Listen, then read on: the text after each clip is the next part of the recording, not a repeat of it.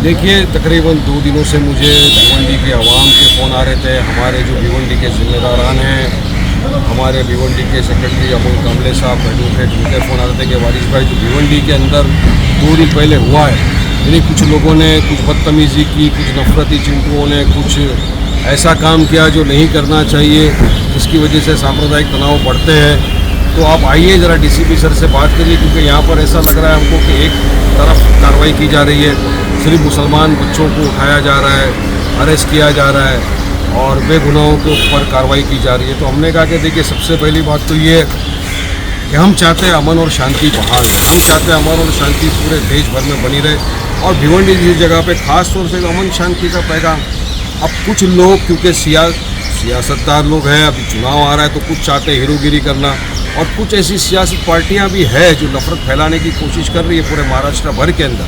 हमने आपने सबने देखा बुल्ढाना में क्या हुआ, किस तरह से वो मुसलमानों के घरों को ये कर दिया, दुकानों को तोड़ा गया। और कुछ ऐसी सियासत पार्टियां जो भेज रही है ख़ास तौर से जाके रामगिरी से आके हमारे हुजूर मोहम्मद मुस्तफ़ा सल्लल्लाहु अलैहि वसल्लम की शान में गुस्ताखी की, हम चाहते हैं उसका भी अरेस्ट हो, मगर उसके खिलाफ कुछ नहीं हो रहा। अब नीतीश राणे जैसा आदमी हमारे को बोल रहा है कि मुसलमानों को मस्जिद में घुस के चुन चुन कर मारेंगे, हालांकि उसकी औकात तो है नहीं। अगर मस्जिद में आ गया तो जाएगा तो नहीं वापस वो 4 टांग के ऊपर, उसको तो फिर स्ट्रेचर पे ही भेजा जाएगा।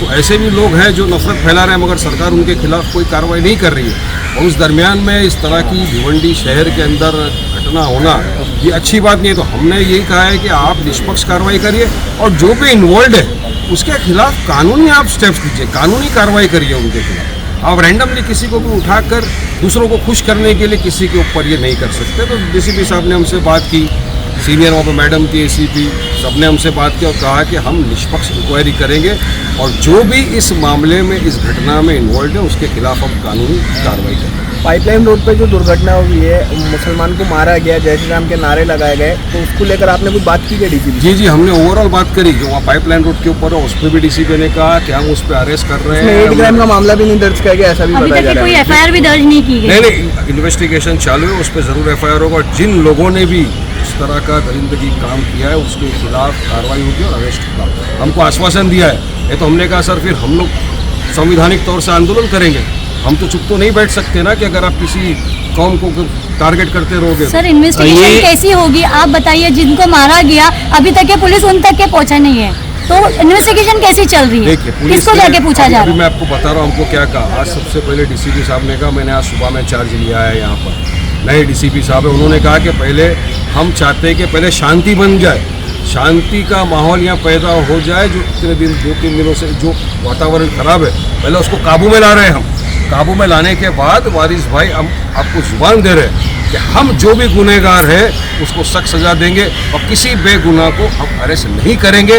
ये आप लिख लो, इतना तक हमको आश्वासन दिया है। अब नहीं देंगे तो हम आगे कार्रवाई करेंगे। संविधान ने हमको इजाज़त दिया है, कोर्ट कानून कचहरी दरवाजे खटखटाएंगे, हम रस्तों पे संवैधानिक तौर पे उतरेंगे, जुल्म तो बर्दाश्त नहीं करेंगे हम। और हम चाहते हैं कि नफरत खत्म हो, हम तो अमन और शांति का पैगाम लेके आए। जिस तरह से देखिए हमारे हिंदू भाइयों को अधिकार है अपने त्यौहार बनाना, बनाइए हम सब साथ में। उसी तरह मुसलमान भाइयों को भी अधिकार है अपने त्यौहार बनाना, वहाँ कोई कुछ नहीं करे। इसीलिए आपने देखा कि किस तरह से गणेश विसर्जन भी हो गया, ईद मिलाद का जुलूस भी निकल गया, शांति नहीं। मगर कुछ ऐसे हर समाज में कुछ ऐसे तत्व होते हैं जो चाहते हैं, कुछ समाज ऐसी पार्टियां हैं, नफरती पार्टियां, जो चाहती है कि इस तरह का तनाव का माहौल क्रिएट हो, जिससे उनको फायदा मिले, इलेक्शन पोलराइज करे। खासतौर से बीजेपी और आरएसएस की चाल है। बोला क्यों नहीं रोकते, चलिए बताइए, क्यों रामगिरी को अरेस्ट नहीं करते, क्यों नीतीश राणे को अरेस्ट नहीं किया जाता अब तक, क्यों कोई कार्रवाई नहीं होती उन पर? तो ये साफ तौर से देखा जा रहा है कि भाजपा आरएसएस चाहती है कि यहाँ पर एक सांप्रदायिक तनाव फैलना, उसके बाद उनकी अपनी सियासती रोटी को सेकना है। और हम तो प्यार अमन की बात कर रहे हैं, हम तो संविधान की बात कर रहे हैं, हम कायदे कानून की बात कर रहे हैं। हम चाहते हैं कि कायदे कानून में रहकर पुलिस इन्वेस्टिगेशन करे और जो भी दोषी हो उसको सजा कड़ी से कड़ी मिले। Thank you.